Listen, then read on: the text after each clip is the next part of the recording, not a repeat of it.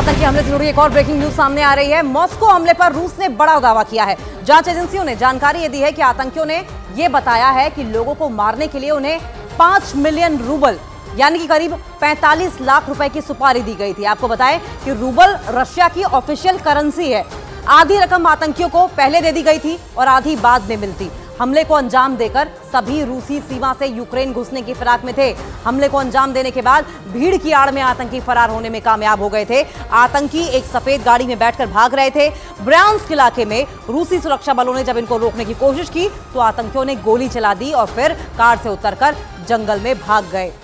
तो बड़ी update, Moscow हमले पर रूस ने एक बड़ा दावा किया है और जांच एजेंसियों ने जानकारी इस बात की दी है कि आतंकियों से पूछताछ में ये जानकारी मिली है कि लोगों को मारने के लिए उन्हें 5 मिलियन रूबल यानी कि करीब 45 लाख रुपए की सुपारी दी गई थी। लेकिन सवाल यह है कि लोगों को मारकर आखिर कौन सा ऐसा मकसद था जो कि आतंकियों द्वारा पूरा किया जाना था।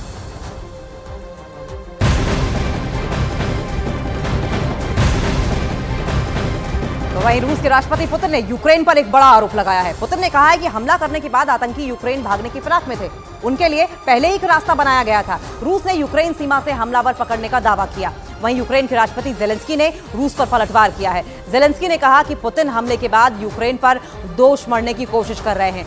जेलेंस्की ने कहा कि रूसी अधिकारियों का रूस में हुई घटनाओं की जिम्मेदारी किसी और पर डालने का एक लंबा इतिहास रहा है। जब यह अटैक हुआ तो सबसे पहला शक यूक्रेन पर ही गया था। हालांकि यूक्रेन के साथ साथ अमेरिका भी सामने आया, सफाई दी कि इससे हमारा कोई लेना देना नहीं है। लेकिन जिस तरीके से ये आतंकी पकड़े गए हैं, अब रशिया, जैसा कि पहले ही अंदाजा लगाया जा रहा था कि किसी भी कंट्री की ओर से, किसी भी टेररिस्ट ऑर्गेनाइजेशन की ओर से ये अटैक किया गया हो, लेकिन स्ट्रॉन्ग मैसेजिंग के लिए वर्ल्ड ऑर्डर में जिस तरीके से सुपर पावर बनने की होड़ लगी है, एक बड़ा मैसेज देने के लिए सॉफ्ट टारगेट यूक्रेन ही रहेगा और संभवतः यूक्रेन पर रिग्रेसिवली, बहुत ही अग्रेसिवली अटैक करने की भी रशिया की ओर से आशंका जताई जा रही थी।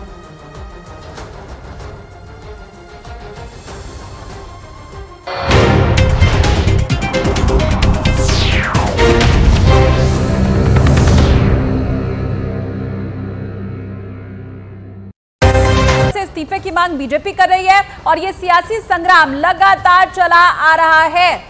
आज सड़क पर दोनों पार्टियों के कार्यकर्ता उतर आए हैं। दो तस्वीरें आपके सामने हैं।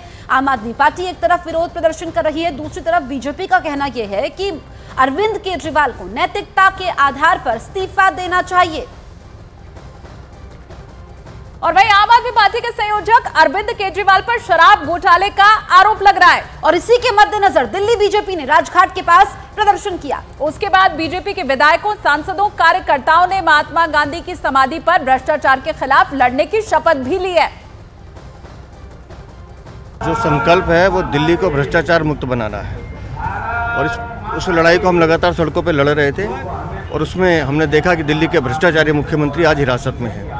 लेकिन अभी इस पूरे शासन को जो भ्रष्टाचार की दीमक लगी है उसको दुरुस्त करने की जरूरत है। इसलिए महात्मा गांधी जी की समाधि पर हमने ये संकल्प लिया है कि दिल्ली को भ्रष्टाचार मुक्त शासन चाहिए।